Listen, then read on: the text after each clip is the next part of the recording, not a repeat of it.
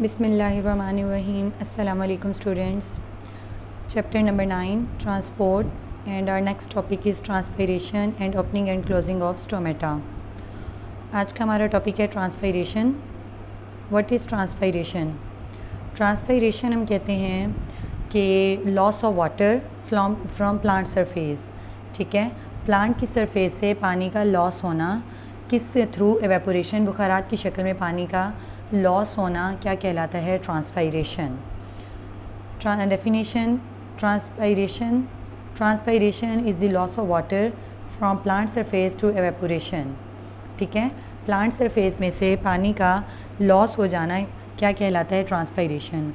अब plant surface में से पानी किस तरह लॉस होता है? कौन से ऐसे पार्ट्स होते हैं जहाँ से पानी वाटर जो है लॉस होता है? तो हम इसको देखते हैं कि जो मेन ऑर्गन है या मेन पॉइंट है जहाँ से वाटर लॉस होता है वो होता है लीव्स में एक स्ट्रक्चर ओपनिंग जिसको हम कहते हैं स्टोमेटा. ठीक है, दिस लॉस में अकर थ्रू स्टोमेटा इन लीव्स. जैसे कि हम लोगों ने पढ़ा है कि लीव्स की जो आउटर मोस्ट लेयर है, लीव्स के अंदर जो एपिडर्मिस है लेयर, लोअर एपिडर्मिस यानी लीव्स की जो नीचे वाली साइड होती है, लोअर एपिडर्मिस में एक ओपनिंग्स होती हैं जिनको हम कहते हैं स्टोमेटा. एक तो स्टोमेटा के ज़रिए से ट्रांसपायरेशन होती है. Number 2, through the cuticle present on the leaf epidermis. Cuticle जो है वैक्सी लेयर होती है प्लांट लीव्स के ऊपर. ठीक है, लीव एपिडर्मिस के ऊपर, एपिडर्मिस के बाद बाहर एक लेयर होती है वैक्सी जिसको हम कहेंगे क्यूटिकल, वहाँ से भी ट्रांसपायरेशन होती है. ठीक है, मेन जो जितनी ज़्यादा ट्रांसपायरेशन मीन्स 90% जो ट्रांसपायरेशन है वो थ्रू स्टोमेटा होती है. क्यूटिकल में, क्यूटिकल से 5 to 7% ट्रांसपायरेशन जो है वो थ्रू क्यूटिकल होती है. Number 3, and through special opening called lenticels present in the stem of the some plants. इसी तरह से कुछ प्लांट्स ऐसे होते हैं जिनकी स्टेम में भी ओपनिंग्स होती हैं for the transpiration of water. तो क्या कहेंगे हम? ऐसे प्लांट्स जिनके स्टेम में ओपनिंग होगी उन ओपनिंग्स को हम कहेंगे लेंटिकल्स. ठीक है, अगर वो ओपनिंग लीव्स में है तो हम उनको स्टोमेटा कह रहे हैं. अगर वो क्यूटिकल लेयर है उससे क्यूटिकल लेयर, अगर दूसरी ओपनिंग्स जो हैं स्टेम में हैं तो उनको हम कहेंगे लेंटिकल्स. लेंटिसल्स के ज़रिए से जो है ये लॉस ऑफ वाटर भी होता है, और ये कितना होता है? जस्ट 1 to 2%, क्योंकि ये बहुत कम प्लांट्स में होता है. ठीक है बेटा, हम लोगों ने 3 पॉइंट्स देखे, 3 मेन ऑर्गन देखे कहाँ से लॉस ऑफ वाटर होता है. Most of the transpiration occur through stomata. ज़्यादा जो ट्रांसपायरेशन है वो स्टोमेटा के थ्रू होती है जो कि लीव्स में होते हैं. एंड इस कॉल्ड स्टोमेटल ट्रांसपायरेशन, और उसको हम कहेंगे स्टोमेटल ट्रांसपायरेशन यानी स्टोमेटा के थ्रू जो ट्रांसपायरेशन होती है. The mesophyll cells of leaf provide large surface area for the evaporation of plant water. Leaf का जो स्ट्रक्चर होता है, अगर लीफ के स्ट्रक्चर्स को हम देखें तो इसके अंदर जो सेल हैं वो मेसोफिल सेल हैं. तो मेसोफिल सेल क्या करते हैं? एक काफ़ी बड़ा लार्ज एरिया प्रोवाइड करते हैं वो, ताकि वहाँ पे वाटर आए और फिर वहाँ से वो वाटर लॉस हो जाए. अगर हम प्रोसेस को देखें कि किस तरह से रूट से वाटर एब्जॉर्ब होने के बाद प्लांट्स के सब ऑर्गन्स को मिले, लीव्स को मिले, और लीव्स में आने के बाद वो किस तरह से वहाँ पे एवेपोरेट होते हैं, तो इसको समझने के लिए हम सबसे पहले इस डायग्राम को देखते हैं. जैसे अपने प्रीवियस लेक्चर में हमने डिस्कस किया था कि जाइलम एंड फ्लोएम जो हैं are present in the form of rod. ठीक है, ये रॉड की फॉर्म में जो है ये क्या है? जाइलम है, और इसके गिर्द जो है ये फ्लोएम है. तो ये जाइलम का अगर हम स्ट्रक्चर देखें, रूट्स से पूरे प्लांट्स के हर ऑर्गन तक जो है जाइलम इस फॉर्म में, रॉड की फॉर्म में जाता है. तो ये जाइलम है, जाइलम के थ्रू ये पानी आया सेल के अंदर. कौन सा सेल है? ये लीव है, लीफ का सेल है. तो लीफ के अंदर जब वाटर आया तो ये जो सेल्स हैं इसको हम कहेंगे, ये कौन से सेल हैं? Mesophyll cells. लीव्स के सेल्स को हम क्या कहेंगे? Mesophyll cells. लीव्स की जो बाहर वाली ऊपर वाली कवरिंग है उसको हम एपिडर्मिस यानी अपर एपिडर्मिस, और वही जो एपिडर्मिस अगर प्लांट की नीचे वाली साइड पे, लोअर साइड पे, तो हम उसको कहेंगे लोअर एपिडर्मिस. और लोअर एपिडर्मिस में ही ओपनिंग होती हैं जिसको हम क्या कहते हैं? स्टोमेटा. ये है ओपनिंग. इस ओपनिंग को, होल को हम क्या कह रहे हैं? स्टोमेटा. इस स्टोमेटा को ओपन और क्लोज स्टोमेटा किससे होते हैं? ये बाहर 2 सेल्स बने हैं, इनको हम कहेंगे गार्ड सेल. ठीक है, गार्ड सेल जो है इसकी opening and closing of stomata को कंट्रोल करते हैं. तो हमने ये स्ट्रक्चर देखा, यहाँ जाइलम के थ्रू वाटर एंटर हुआ, यहाँ पे आने के बाद मेसोफिल सेल्स के गिर्द ये जो स्पेसिस हैं ये अगर हम देखें इन ग्रीन सेल्स के बाहर ब्लू सी वाटर की लेयर बनी हुई है, तो इसका मतलब है कि वाटर जो है मीज़ोफिल सेल्स के गिर्द थिन फिल्म ऑफ वाटर बनाती हैं। ठीक है, यहाँ पे वाटर बना, यहाँ पे ये क्या होगा, इवेपोरेट होगा और यहाँ से फिर बाहर एयर में चला जाएगा। तो हमने देखा कि किस तरह से ट्रांसपायरेशन होती है इसके अंदर। अब हम इसको पढ़ते हैं। Water is drawn from xylem into mesophyll cells, xylem से जो है ये मेसोफिल सेल्स में आया। From where it comes out and make a water film on the cell wall of the mesophyll. ठीक है, जाइलम से जब वो बाहर निकलेगा कहाँ आएगा, लीफ के अंदर। लीव्स में जो मेसोफिल सेल्स हैं उसके गिर्द जो है ये एक वाटर की फिल्म बना देगी, उसके गिर्द लेयर बना देगी पानी की। फ्रॉम एयर, फिर यहाँ से water evaporates into the air spaces of the leaf. ठीक है, यहाँ से फिर ये बाहर एयर जो स्पेसिस हैं वहाँ पे चला जाएगा पानी। Water vapours then diffuse from air spaces towards stomata, air spaces के बाद ये स्टोमेटा में जाएगा।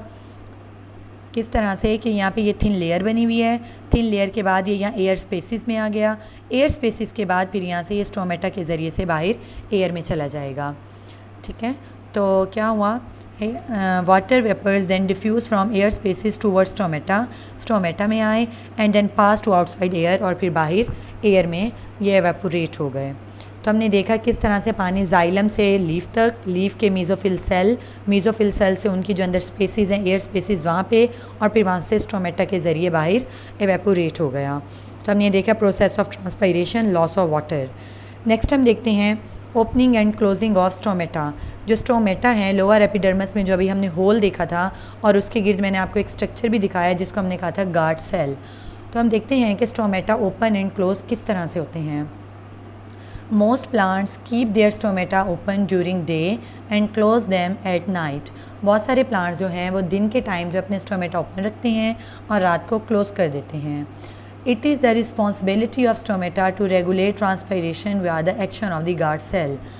अब ये क्या है, स्टोमेटा की रिस्पॉन्सिबिलिटी है कि वो ट्रांसपायरेशन के प्रोसेस को रेगुलेट करे, कंट्रोल करे। किसके एक्शन से, गार्ड सेल से। यानी गार्ड सेल्स जब क्लोज होंगे तो स्टोमेटा क्लोज होगा, जब गार्ड सेल ओपन होंगे तो स्टोमेटा ओपन होंगे। अब हम अगर स्टोमेटा का स्ट्रक्चर देखें कि स्टोमेटा के स्ट्रक्चर में क्या है और ये किस तरह से ओपन एंड क्लोज होते हैं।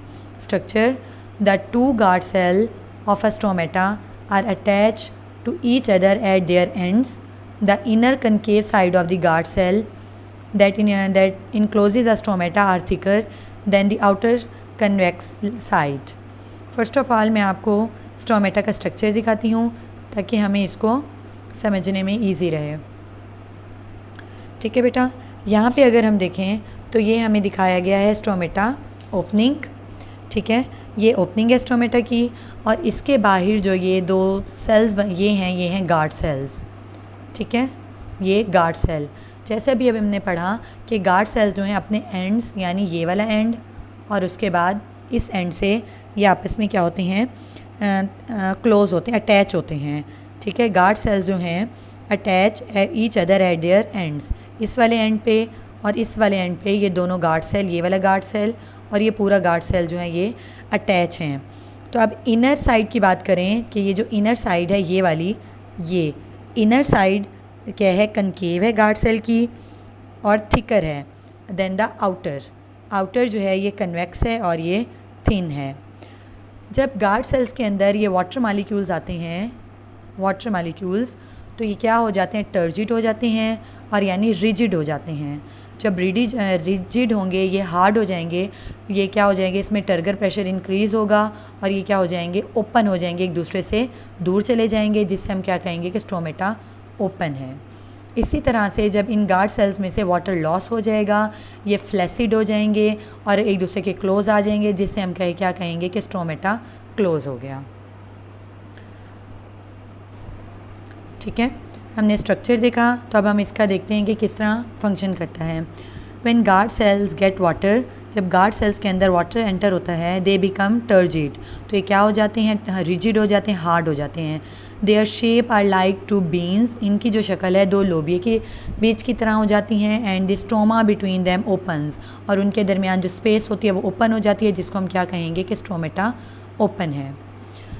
When guard cells lose water, जब उनमें से पानी लॉस हो जाता है, they become flaccid, their inner साइज touch each other and stomata close. ठीक है बेटा, जैसे मैंने अभी आपको डायग्राम में दिखाया, उनके अंदर गार्ड सेल्स के अंदर वाटर है तो वो टर्जिट होंगे, एक दूसरे से दूर चले जाएंगे, जिससे हम क्या कहेंगे कि दरमियान में जो स्पेस है वो ओपन हो गई, यानी स्टोमेटा ओपन्स हैं। लेकिन जब उन गार्ड सेल्स में से वाटर लॉस होगा तो वो फ्लैसिड हो जाएंगे, एक दूसरे के करीब आ जाएंगे, तो हम कहेंगे स्टोमेटा क्लोज हो गए।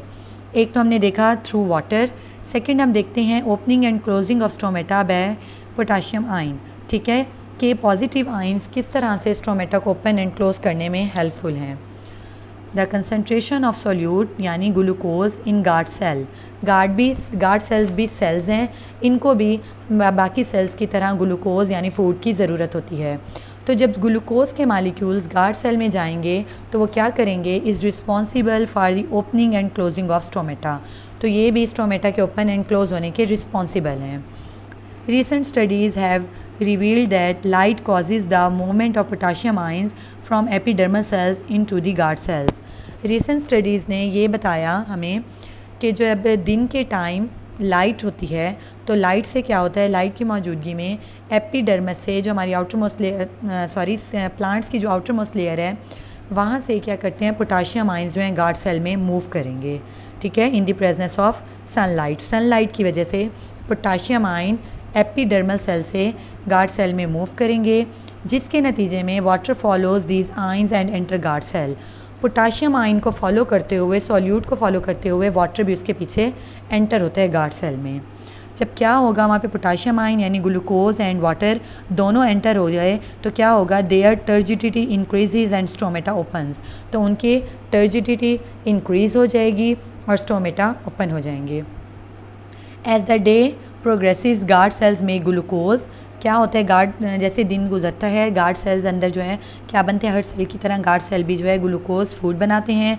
बिकम हाइपरटोनिक, जब गार्ड सेल फूड बनाएंगे उसके अंदर ग्लूकोज प्रिपेयर होगी, इसका मतलब है वहाँ पे सॉल्यूट की कंसनट्रेशन ज़्यादा हो गई और उस कंडीशन को हम क्या कहेंगे, हाइपरटोनिक।